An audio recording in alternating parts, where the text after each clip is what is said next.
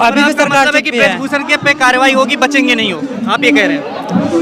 बिल्कुल होगी, क्योंकि अभी इसमें सुप्रीम कोर्ट का भी आया, सुप्रीम कोर्ट भी कह रही है कि कार्रवाई होना ही है। तो भूषण भी जो है नहीं बचेंगे, इनके खिलाफ भी होगा कार्रवाई और इनकी भी सदस्यता जाएगी। 90% लोगों के पास तो ये अप्रोच ही नहीं है कि सुप्रीम कोर्ट तक पहुंच पाएंगे। अगर देखा जाए तो तानाशाही की पूरे उस पर चल रही, डेमोक्रेसी का पूरा हनन करने पे लगे। अगर कोई सरकार के साथ में तो सही है, सरकार के खिलाफ में तो तुरंत वह भ्रष्टाचार से लिप्त हो जाता है सरकार। ड्यू कोर्स ऑफ लॉ में अगर इनको न्याय नहीं मिल रहा तो ये एक्स्ट्रा ऑर्डिनरी चीज करने के लिए मजबूर हुए हैं, सुप्रीम कोर्ट का दरवाजा खटखटाने के लिए मजबूर हैं। राज्यपाल रहे हैं और उन्होंने जब पुलवामा पे अपनी बात रखी, उन्होंने कुछ बोला कि जो है सरकार के द्वारा चुप रहने को बोला गया, तब इन पे एक्शन होने हुआ है। तो क्या उसके पहले नहीं इन पे एक्शन क्यों नहीं हुआ? यहाँ पे जिस तरीके से देखा जाए कि सरकार जब आई थी कि बेटी बचाओ बेटी पढ़ाओ का नारा देकर, या बहुत हुआ महिलाओं पे अत्याचार, इस तरीके का जब स्लोगन है भाजपा सरकार देती है और बार बार ये देखने को मिलता है, 2014 से लगातार देखने को मिलता है कि जब महिलाओं पे इन्हीं के MLA, इन्हीं के MP के द्वारा जब यौन उत्पीड़न किया जाता है या शोषण किया जाता है, तो उस समय यही सरकार चुप्पी दिखती है, किस तरीके से चुप होते रहे। जबकि हम बहुत सारे केसेस हम देखते हैं कि कोई भी इस तरीके के यौन उत्पीड़न का कोई भी केस होता है, उसका जो प्रोसेस होता है, जब हम कंप्लेन करवाने जाते हैं थाने में तो पहले FIR होता है, उसके बाद इन्वेस्टिगेशन होता है। लेकिन यहाँ पे उल्टा हो रहा है कि कहा जा रहा है कि अभी हम जांच कर रहे हैं, इन्वेस्टिगेशन कर रहे हैं, और इतने लंबे टाइम में कोई इन्वेस्टिगेशन नहीं हुआ, अभी तक कोई FIR नहीं हुआ।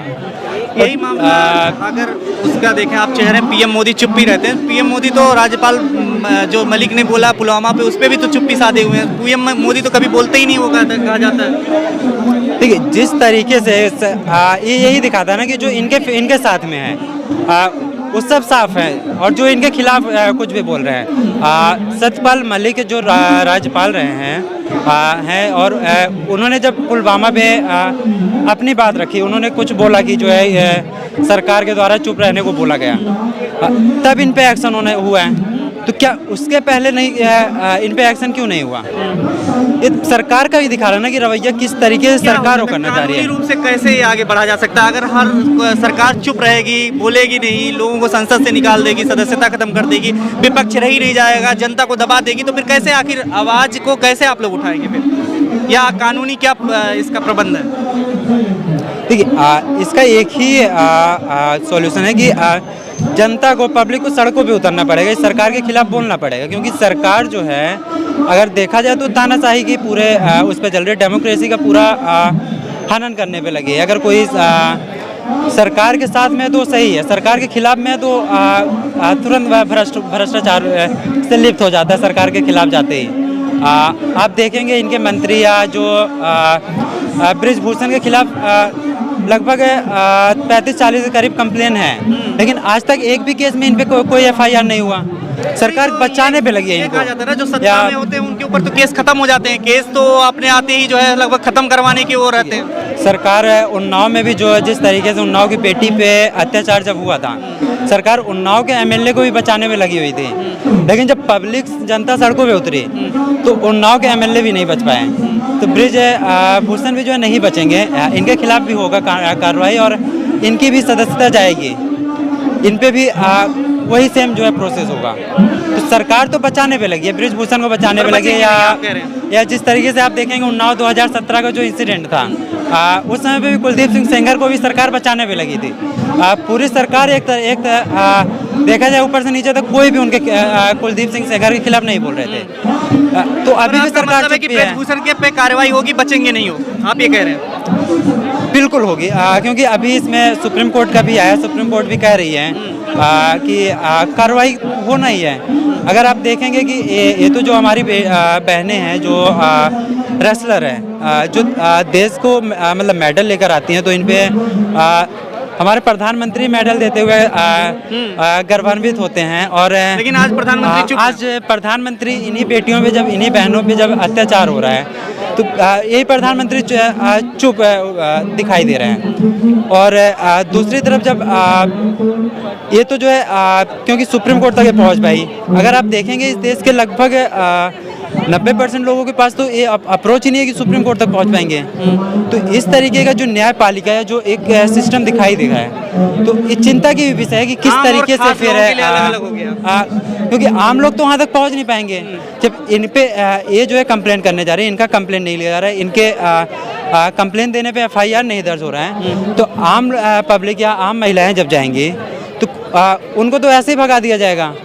उनके तो अप्रोच में कोर्ट भी नहीं होता है। बहुत अगर देखेंगे तो बहुत सारे लोग जो है चुप हो जाते हैं क्योंकि उनके पास इस सोर्सेज नहीं है। तो एडवोकेट लोग भी अब मतलब समर्थन दे रहे हैं और कहीं ना कहीं इस पे मामले पे दबाव बनेगा। हम यहाँ पे रेसलर के समर्थन में आए हैं और हमें इस तरीके के इंसिडेंट जहाँ पे भी सरकार बचाने की कोशिश करेगी, जो भी जिस तरीके की भी चीज़ें होती रहे इस समाज में अगर देखने को देखा जाए तो हम हमेशा जो है न्याय के साथ में रहेंगे और न्याय के साथ में लड़ते हुए दिखाई देंगे। बहुत बहुत शुक्रिया। आपका नाम क्या? मेरा नाम आदर्श है। ठीक है, थैंक यू। मैं 30 हज़ारी में प्रैक्टिस करता हूँ। मेरा नाम हरीश गौतम है।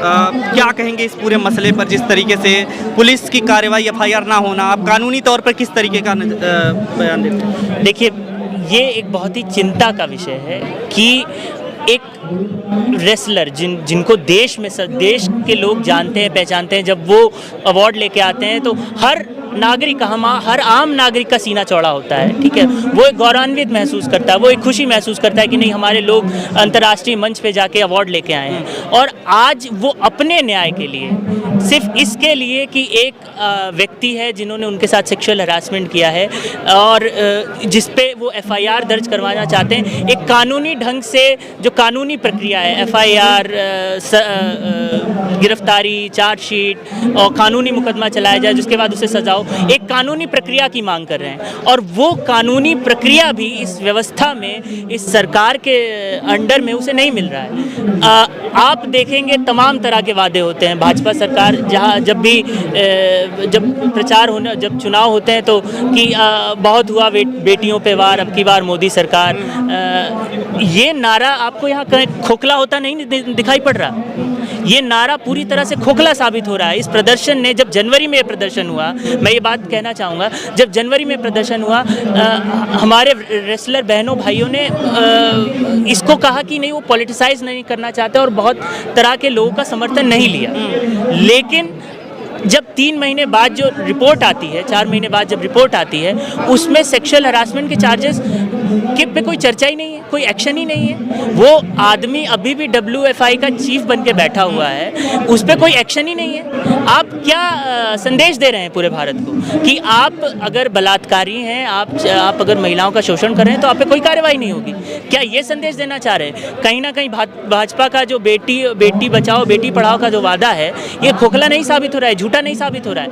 हम यहाँ समर्थन में आए, हम इसीलिए समर्थन में आए हैं क्योंकि जो हमारे सामने एक एग्जाम्पल सेट किया जा रहा है, बहुत ही चिंता का विषय है, बहुत ही चिंताजनक है। अगर रेसलर जिनको पूरा देश जान रहा है, जिनको पूरा देश पहचानता है, उनको अगर इस तरह की चीज़, इस तरह से प्रदर्शन करके अपने लिए न्याय मांगने के लिए मजबूर होना पड़ रहा है, तो मैं पूछना चाहूँगा कि जो हमारे घर की आम महिलाएं हैं, हमारी माएँ हैं, हमारी बेटियाँ हैं, हमारी बहनें हैं, फैक्ट्री में काम करने वाली कोई आम महिला है, बसों में सफ़र करने वाली कोई भी आम महिला, यहाँ खड़ी इतनी सारी आम महिलाएं हैं, इनको अगर कुछ कार्रवाई करनी होगी, इनके साथ शोषण होगा, इनके साथ उत्पीड़न होगा, तो ये किसका दरवाज़ा खटखटाएंगे?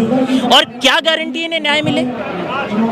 क्योंकि जिनको देश जानता उनको तो न्याय मिल नहीं रहा। नहीं, सुप्रीम कोर्ट ने संज्ञान लेते हुए जो नोटिस, देखिए, सुप्रीम कोर्ट का दरवाज़ा खटखटाना एक एक्स्ट्रा ऑर्डिनरी चीज़ है। ठीक है, एक्स्ट्रा ऑर्डिनरी मैं इसलिए कहूँगा क्योंकि हर दूसरा आदमी सुप्रीम कोर्ट का दरवाज़ा नहीं खटखटा सकता।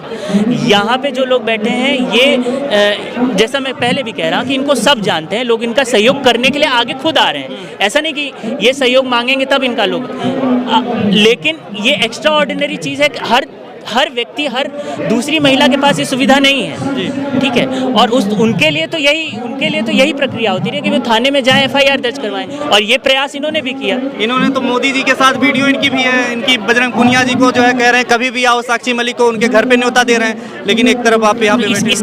इसका मतलब ये है कि अगर जो यूजुअल प्रोसेस है, जो रेगुलर प्रोसेस जिसको हम कहेंगे ड्यू कोर्स ऑफ लॉ में अगर इनको न्याय नहीं मिल रहा तो ये एक्स्ट्रा ऑर्डिनरी चीज करने के लिए मजबूर हुए हैं, सुप्रीम कोर्ट का दरवाजा खटखटाने के लिए मजबूर हैं। खबरों में बने रहने के लिए फोरम 4 को सब्सक्राइब करें और नोटिफिकेशन पाने के लिए बेल आइकन दबाएं।